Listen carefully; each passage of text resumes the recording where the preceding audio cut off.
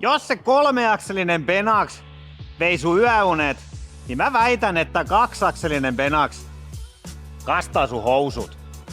Ja samalla kun sä tulet katsomaan tätä Benaxia, niin sä voit ostaa meidän myymälästä uudet housut. Tässä Go-Getter-versiossa on kaikki kohdillaan. Mustat 30-senttiset alumiinilaidat, kaikki valot on LED, jopa jarruvalo takana on upotettu, kuin se olisi tehty luksusautoa, eikö se on nätti? Ja sitten tää ramppilukku, no se on tietty vakiona. Kattokaa hei tätä pohjaa, 2 millin supervahva teräs, jämäkkä on kuin kassakaappi. Ja kiinnityslenkit löytyy myös edestä, eli kuorma pysyy just siinä missä haluu. Tän kaksakselisen Benaxin kantavuus on 2400 kiloa.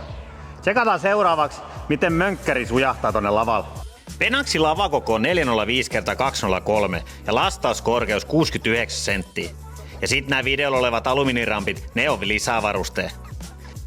Akun latausnäyttö löytyy kätevästi keulasta. Näet heti paljonko virtaa on jäljellä ennen kuin alat kippaamaan.